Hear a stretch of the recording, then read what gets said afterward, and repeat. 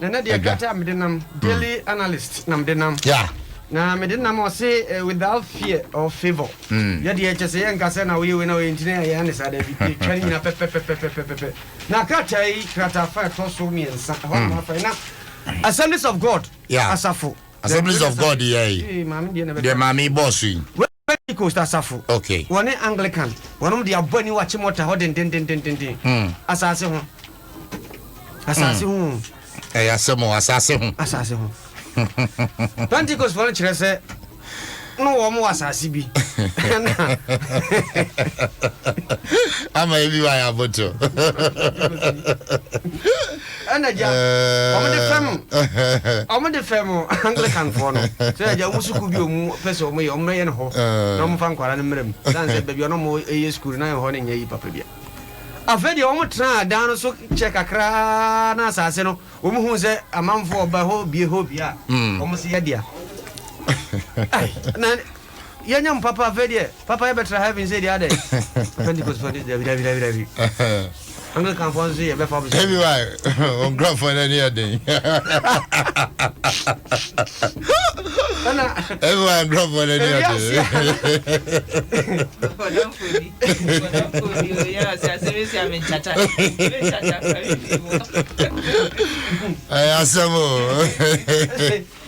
we are see ana mensi no mo no ka ko enough mbani mvu akota Anglican for na chi no mo bu Pentecost Jim ma to mo isa adio mo jaza se dia Anglican for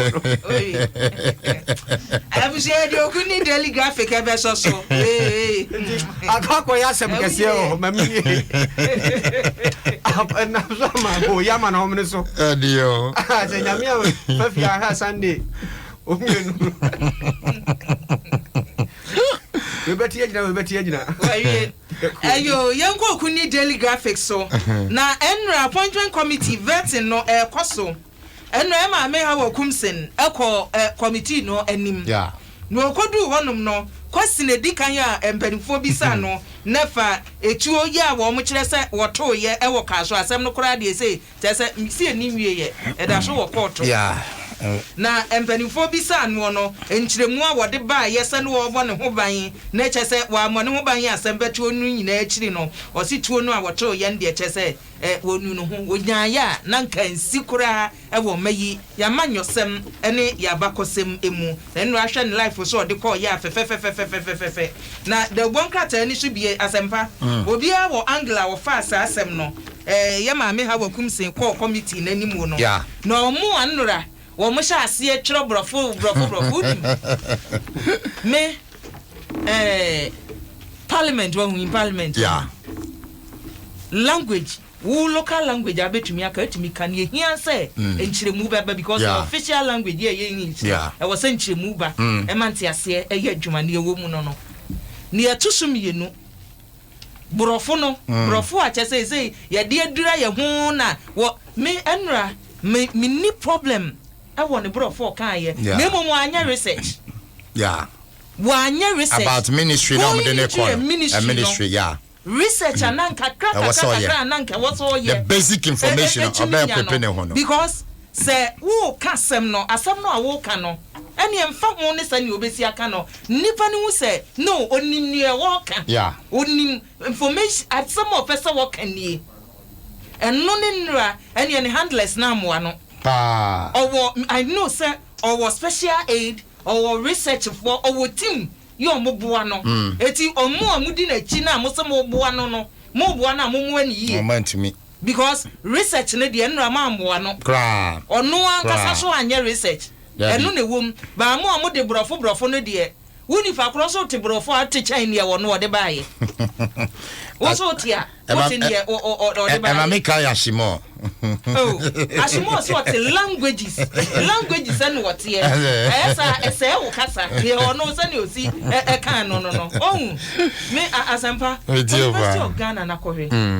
and I'm for your PAD in Chi yes I mean chia Dr. Enima Yafia Kente ono me kwato no PhD in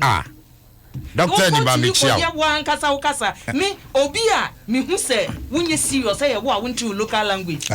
wo a wunti local language na wo problem now they I wish now they mintimi nka wala kasa wo ya dagomba ni wo ye mo ni usi mintimi nka eno na wo problem brofo no at least I was so kan yeti ase kakra na emom enya de wo say na afei amanfo de chiro na brofo oya ne research ankoni for ba wanya research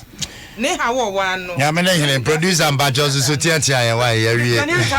ai mom fancy ba me na producer bi wo mo ese o ma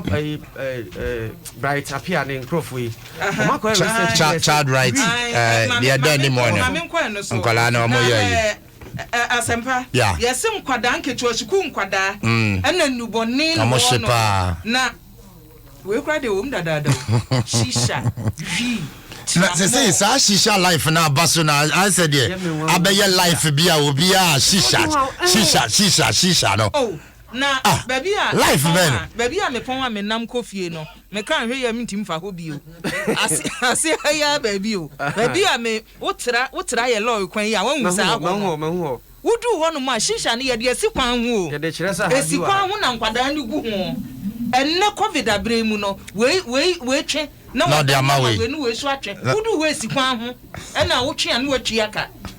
wanwu eti se ya via na nsi from there na e bright appear ani ni kuo ne same esukufo nkwada sese nubone wo mo no no enya sem ketua enkanka mo wo senior high school secondary schools no yesi e wo de atija me ba jo mate yo abuzia mate me da mase bebre ai asumdwenka mo asumdwenka